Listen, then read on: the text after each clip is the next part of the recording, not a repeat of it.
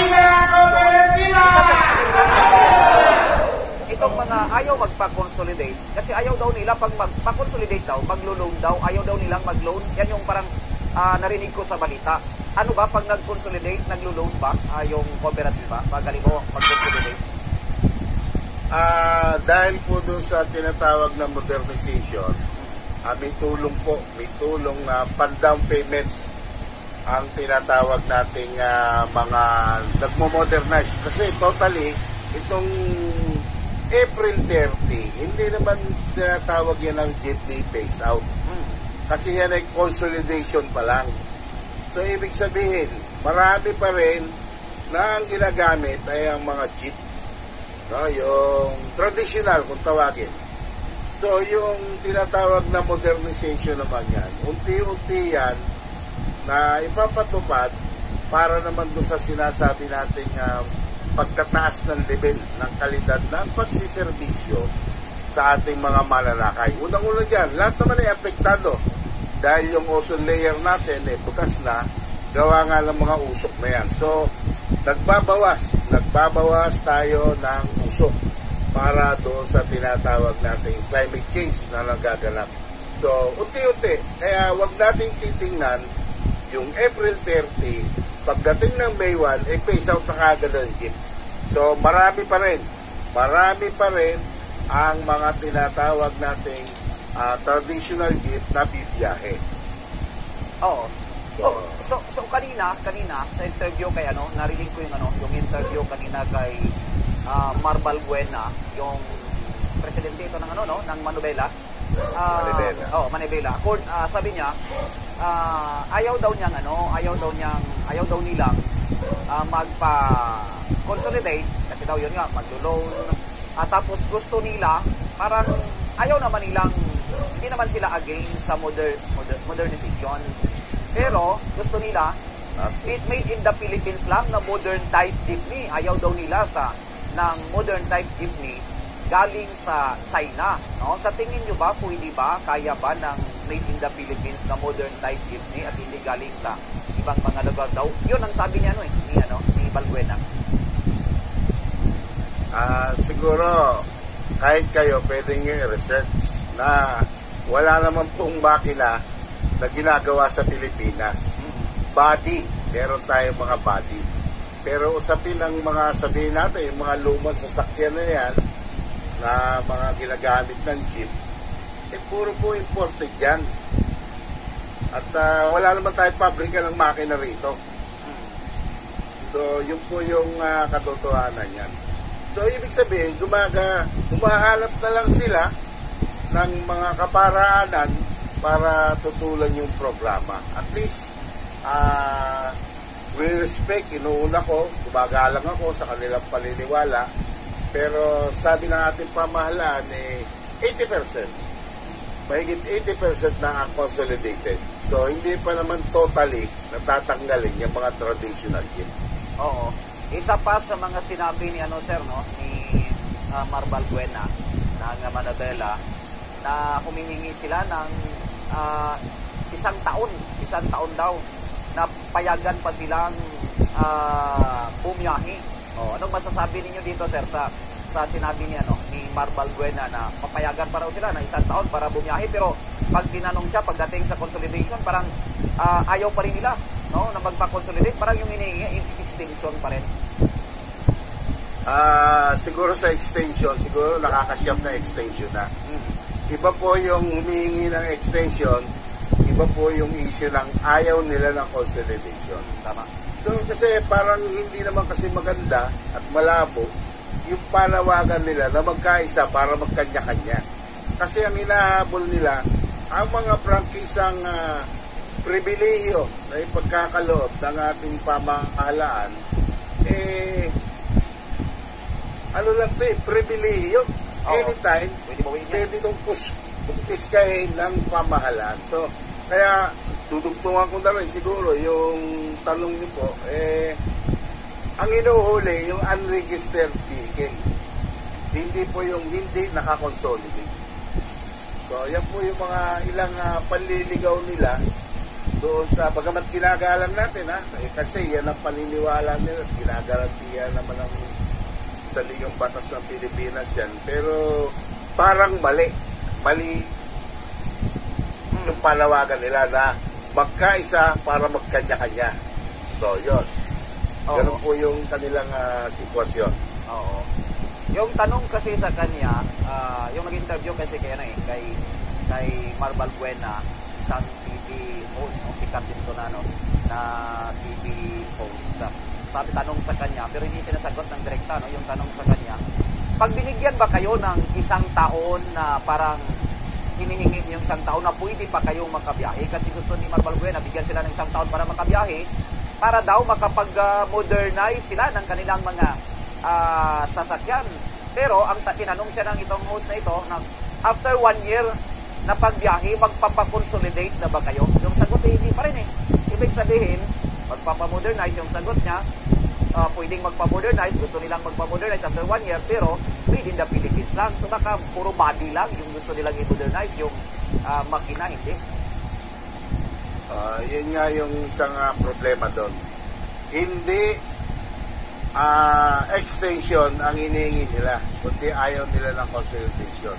Kasi nakasiyam na extension na yan 2017 pa yan, binabandera na ng Pangulong Duterte yan. Anong taon na ngayon? 2024 na.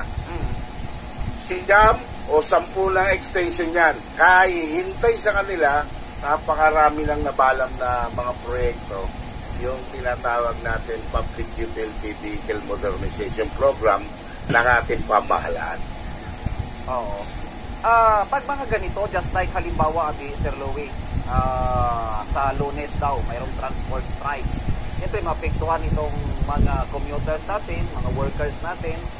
Just like sa inyo ba, like halimbawa, dyan kayo sa modernization nasa modernize na kayo na jeepney. Once na kayo, halimbawa kung sa side ninyo, kung kayo gumawa ng mga ganyang transport strike, pwede ba kayong makasuhan yan, sir? Pwede. Kahit sila pwede. Pwede nga daw Kasi, pagka ikaw nag-apply ng prangkisa para pamasahero, isa sa sinusumpaan mo dyan ay yung maglilingkod sa mga pasahero. Nakikita naman siguro natin, kahit naman walang jeepney strike, talagang traffic, talaga naman na stranded ang mga pasahero. So, sa dami ng pasahero kasi, hindi organize yung paglabas ng mga sasakyan. So, katulad nga nung una ko nabanggit, nung inyong interview sa cellphone, ang sitwasyon kasi dyan, kung oras ng labasan ng mga pabrika, ng mga estudyante, sabay-sabay. Sabay-sabay din lumalabas, kaya nagbabardagulan, nag-create ng traffic, at minsan kapwa driver nag-aay sa agawan sa pasahero. So, ang pinapakitang solusyon dyan ng ating pamahalaan ay yung fleet management nga. Halimbawa, parang trend, di ba? Ang trend, may oras yan. May oras ng daan yan. Bawat tagon, may oras ng daan para maiwasan ang traffic. So, subukan muna siguro bago natin na palagan ng palagan kung ano yung programa. Yun siguro yung aking masasabi.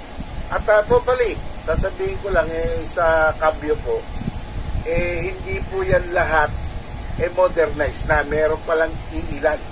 Okay. Na modernized na dyan, karamihan pa rin dyan, traditional. Okay. So, umahanap na lang ang butas yung ating mga ayaw sa consolidation, yung kumukontra sa modernization. Paniniwala na hindi na pipigil yan. Pero madaling ma-identify siguro ito, sir, no? Kung halimbawa lahat ng mga miyembro ninyo is na modernized na yung mga jeepney. Pero ngayon marami pa palang hindi modernized, pero consolidated na rin sila, mga miyembro na yan. Opo, karamihan ng tinatawag natin na galing asosasyon yan Ilan-ilan lang naman talaga yung mga nakakooperatiba na transport na yan dahil sa modernization, ang nangyari dyan, nag-consolidate. Kaya karamihan niya galing din sa asosasyon. Tama. Non-stock, non-profit organization yan. So, pagka ikaw i-consolidate, ginawa kang kooperatiba, ang mangyayari dyan, isang prangkisa na lang ang gagamitin nyo. Kaya, ibig sabihin, lalong mapapaigpit yung pagkakaisa kaysa doon sa sinasabing magkanya-kanya ng prangkisa. So, yun po yung consolidation, yun po yung tinatawag na modernization, yun po yung mga tinutumpok yan. Oo. So, ibig sabihin pala sa Lunes, pag may malaking, hindi naman malaki siguro, kung may gagawing transport strike, itong Manibela, hindi ko pa alam kung sasali yung piston, pero malamang sasali siguro yung piston dito. Ibig sabihin, pwede pala silang magkasuhan itong mga magta-transport strike kasi parang sabotahe ito, di ba? Opo, matagal na nga dapat masyado lang dual purpose yung ating mga nasa authority. Kasi, no pa yan, basta ikaw ay nag-transport strike, matik yan. Revoke ang iyong practice. Kahit nung pa, wala pa, hindi pa uso yung consolidation. At marami na rin akong nadinig ng mga lugar na ang piston, yung iba dyan, nag-consolidate na rin. So, ang Manibela, nasa kanila yan. Ang alam ko, iba nasama dyan, nagkalasa na rin yung iba. So, yung mga matitigas na lang ng bungo, yun na lang po yung mga naiiwan dyan. Sabi ko nga, nire-respeto ko ang kanilang paniniwala sa ating konstitusyon. Oo. Kayo siguro dyan sa Cambio, no? At sa Manibela, magkaiba talaga ang inyong paniniwala. Buti hindi kayo nagkatagpo niya, no? Sa isang lugar ni Mar Balbuena, sir? Kami po galing doon sa mga hawak din ni Balbuena ngayon. At medyo gusto namin i-try muna kasi mahirap sabihin masarap, mahirap sabihin mahirap sabihin na malulugi kung hindi pa ginagawa.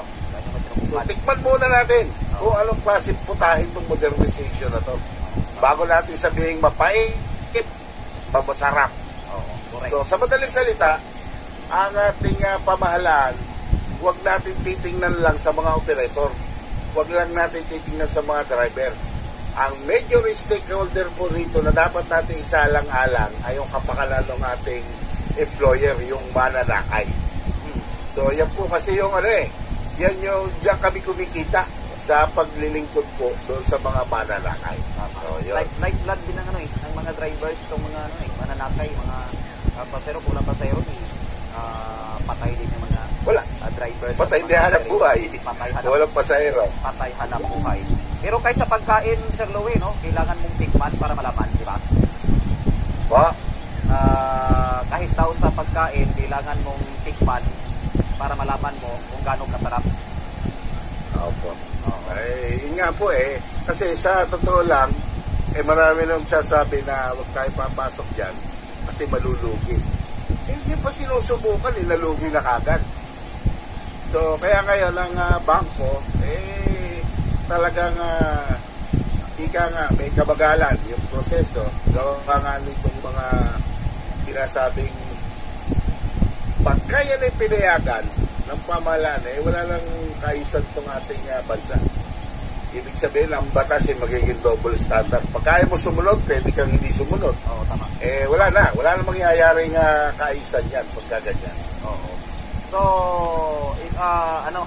sa strike na ito ng Manibela,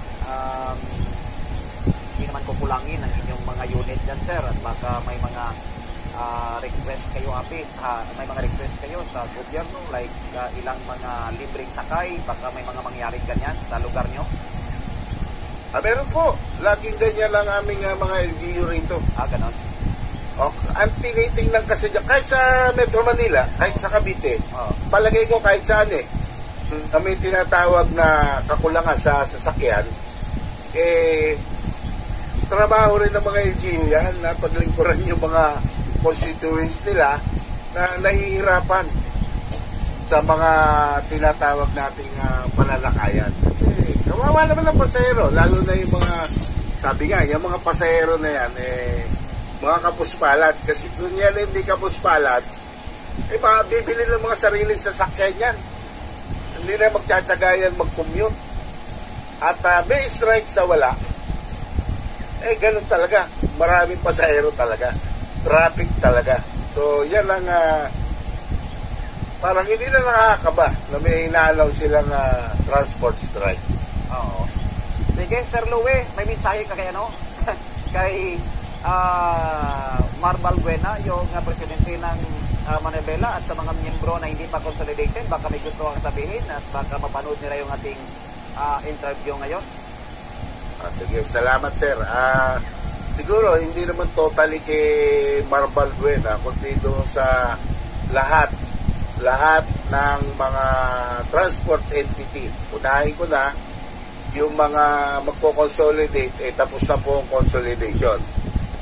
Pero ang ating pamahalaan ay may ino-offer sa kanila na kung ayaw na nila sa industrial ng transportasyon, meron mga training po silang inaalok dyan, may mga programa po sila dyan na tinatawag na bibigyan ng puhunan, bigay para sa panimula ng kanilang negosyo.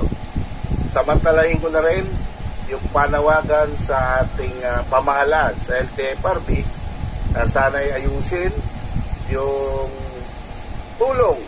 tulong sa pagsasayos ng mga dokumento ng mga tinatawag nating consolidated entities na transport. Pangalawa, malalawagan na rin ako sa mga NGO, sa DLRG, kay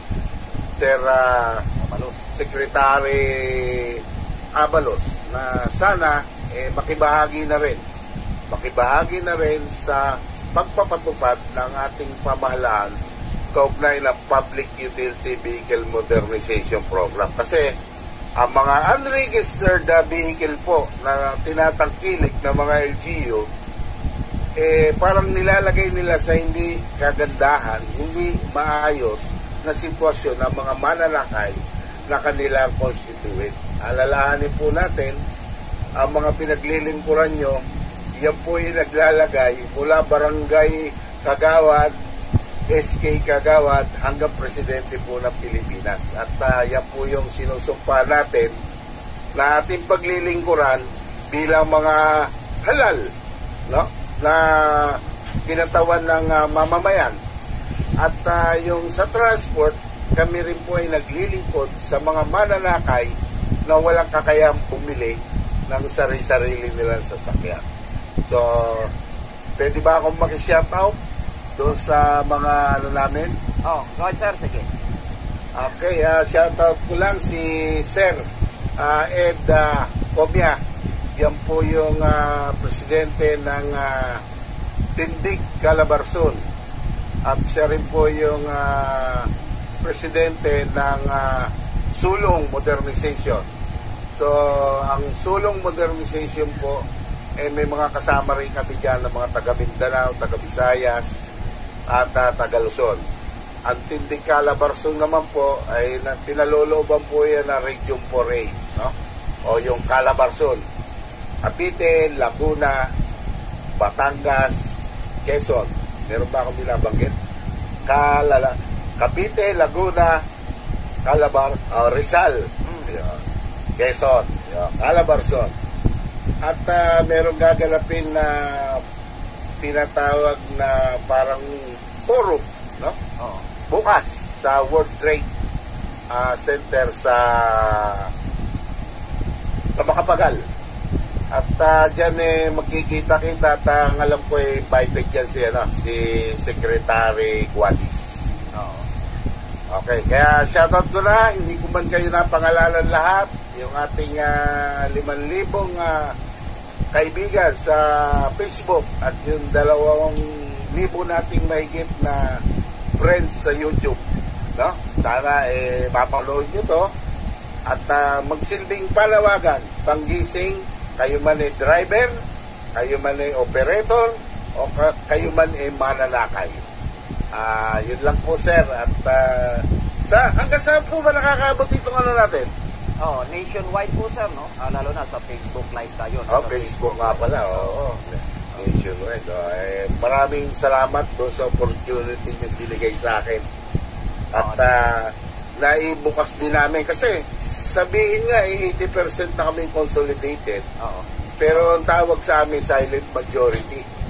Pero ito yung 20% na sinasabing watak-watak, napakaingay. Katulad ng kaibigan nating si Marval Balena, ano sila medyo ika nga wag lang ubuhin, nakamedya na kagad. Kaya napakalaking opportunity po yung binigay nyo sa halay ng mga transport ko, particular po sa Cambio, Cavite. Oo. Sir Louie, salamat sir ha. Usap tayo ulit pag may mga dagdag na mga information na mangyayari dito sa issue ng modernization. Sir, salamat. Okay, you're welcome. Always. Okay, sige. Thank you. At magandang gabi sa tagapakinig. Okay, maraming salamat, no? Napakinggan natin si Sir Louie Atabios, Federation President to ng Cambio. Oh, may meaning do Cambio nga kabara. Do Cambio Cooperative Alliance of Cambio. Cooperative Alliance of Modernization. O, tama uno na. Cooperative Alliance of Modernization. Tama uno sa kamgang kita sa mahaba Mga kabukbo. O, Imorong Federation President. Kaya na, ginatawgan ko si si Piston, wag sabat. Si Piston, si Moody Floranda.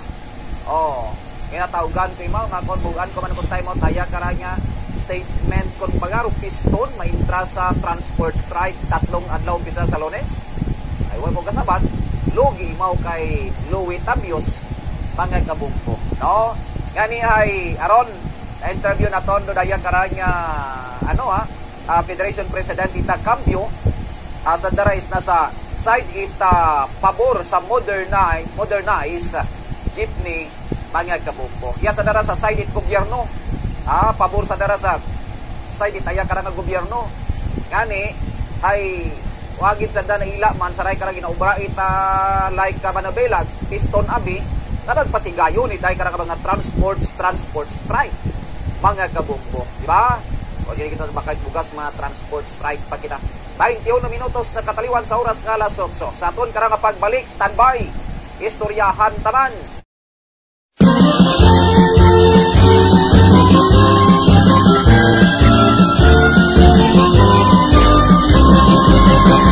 Narito ang kambirang kilusan, ating daan tungo sa kaunlaran.